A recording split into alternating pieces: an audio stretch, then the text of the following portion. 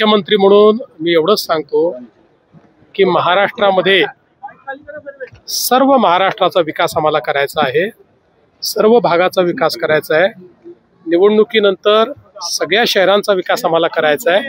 आणि अनेक वेळा भाषणामध्ये आपण काही गोष्टी बोलतो, त्याचा अर्थ तसा कधीच नसतो. त्यामुळे आमचे सहकारी असतील किंवा कोणी असं जरी बोललं असलं तरी त्यांचाही उद्देश तसा नाही आहे. तेही कधी असा भेदभाव करणार नाहीत. त्यामुळे निश्चितपणे महाराष्ट्रात आमच्या महायुतीला, म्हणजे आम्ही जे तीनही पक्ष आहोत, कुठे सोबत लढतो, कुठे वेगळं लढतो, पण एकूण आमच्याच तीन पक्षांना महाराष्ट्राची जनता निवडून देईल आणि त्यानंतर महाराष्ट्राचा नागरी भागाचा चांगला विकास आम्ही करू. एकनाथ शिंदे तुमच्यामध्ये दुरावा असं एक वातावरण निर्माण केलं जातं, तुम्ही काय सांगाल? मी याला एवढंच म्हणेन की हा वेड्यांचा बाजार आहे आणि वेड्यांच्या बाजारामध्ये काही माध्यमही वेडी झाली आहेत. त्यामुळे परवाही मी आणि शिंदे साहेब ज्यावेळेस हुतात्मा स्मारकावर गेलो, आल्यावर आम्ही दोघं भेटलो, जाताना आम्ही दोघं भेटलो. ते कुठे चालले आहेत त्यांनी मला सांगितलं, मी कुठे चाललोय मला सांगितलं. आता त्यातले काहीतरी त्या ठिकाणी अँगल क्लिक करायचे आणि मग हे बोललेच नाही म्हणून दाखवायचं. कालच्याही कार्यक्रमांमध्ये आमच्या दोघांच्या आजूबाजूला पुरस्कार्थी बसवण्याकरता नियोजन होतं. त्यांच्या पाट्या लागल्या होत्या म्हणून आम्ही बसलो होतो. आल्यावरही आम्ही भेटलो, स्टेजवरही आम्ही भेटलो, खाली उतरतानाही भेटलो, जातानाही आम्ही बोललो. याचं कारण आहे की न बोलण्यासारखं काहीच घडलेलं नाही. तुम्ही जे दाखवताय अशी कुठलीही परिस्थिती नाही.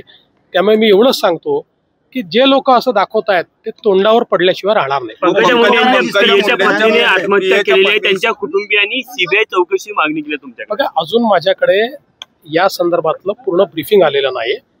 मला फक्त प्राथमिक माहिती त्याची मिळालेली आहे. एकदा पोलिसांनी पूर्ण ब्रीफिंग केल्यावरच या संदर्भात बोलता येईल. हिंदी में जानना चाहेंगे अजीत पवार जी ने जिस तरीके से बयान दिया है. अरे चुनाव में चलते रहता है भाई, चुनाव में ऐसी सब बातें करते रहते हैं, इसका कोई अर्थ नहीं होता है. देखिए, मैं आपको इतना ही कहना चाहता हूँ, चुनाव के बाद सभी शहरों का विकास हमको कर रहा है. मैं भी कहीं जाऊंगा तो मैं भी बोलूंगा कि मुझे चुन कर दोगे तो मैं ज्यादा पैसा आपको दूंगा, बोलना ही पड़ता है. आरक्षणाच्या प्रश्नावर सुप्रीम कोर्टात सुनावणी सुरू आहे, त्यामुळे निवडणुका जिल्हा परिषदेच्या लांबू शकतात का? बघा, आज या संदर्भात काही बोलणं योग्य नाही. 25 तारखेला सुनावणी आहे. त्या सुनावणीच्या आधारावर निवडणूक आयोगच त्या संदर्भातला निर्णय करेल. त्यामुळे आम्ही काही बोलणं योग्य होणार नाही. या ठिकाणी तुम्ही आलेला आहात. रशीद अल्वी यांनी असं म्हटलेलं आहे, मुस्लिम तरुण MD MBBS MD झालेले तरुण हे ज्या पद्धतीने आतंकी कारवायामध्ये सामील झालेले आहे. अल्वी यांचं म्हणणं असं आहे, ते तिकडे का गेले याचा विचार व्हायला पाहिजे. असे तरुण जे भरकटलेले आहे त्यांना पुस्तक आणि याचा ज्ञानाचा वापर हा चांगल्यासाठी केला पाहिजे. कोणत्याही समाजात तरुण असो, त्यांनी पुस्तक आणि ज्ञानाचा वापर चांगल्यासाठीच केला पाहिजे. हे सांगण्याची जबाबदारी कोणाची आहे याचे उत्तर त्यांनी दिलं पाहिजे की हे सांगण्याची जबाबदारी कोणाची आहे. बघा, हे खरंच आहे की शिकल्या सवरलेल्या तरुणांनी आपल्या ज्ञानाचा उपयोग चांगल्या गोष्टी करता केला पाहिजे. पण ज्या शक्ती त्यांचं डोकं रेडिकलाइज करतायत त्या शक्तींच्या विरोधात आपण बोलणार आहोत की नाही? ज्या शक्ती त्यांच्या मनामध्ये भारत विरोधी बीजारोपण करतायत त्या शक्तींचा आपण विरोध करणार आहोत की नाही? त्याच शक्तींच्या सोबत आपण जर सगळं विचारण करू आणि त्या ठिकाणी अशा पद्धतीनं या सगळ्या कारवाया होतील तर त्या काही योग्य ठरणार नाहीत.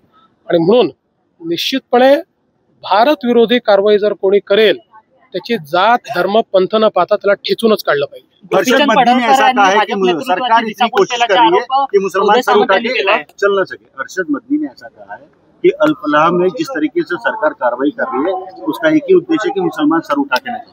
देखिए, इस भारत में APJ अब्दुल कलाम जैसे जो हमारे राष्ट्रपति जी हुए, ये मुसलमानों के असली आइकॉन है कि जिनको देखकर हमारा भी सिर आदर से झुकता है और वो सिर उठाकर ही हमेशा चलते रहे.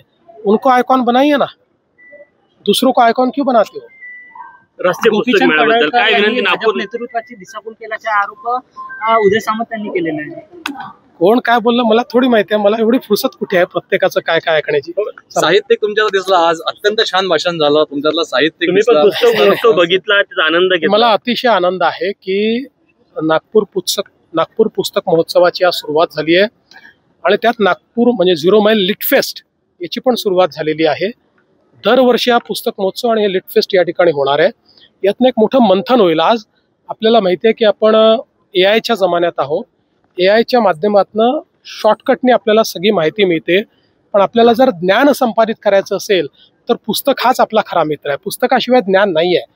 आणि मग पुस्तक वाचण्याकरता माध्यम कुठले असू शकतं, ते AI पण असू शकतं, पण वाचलं पाहिजे, वाचन संस्कृती तयार झाली पाहिजे. या दृष्टीनं हा पुस्तक महोत्सव खूप महत्त्वाचा आहे आणि अतिशय यशस्वी अशा प्रकारचा पुस्तक महोत्सव या ठिकाणी होतोय.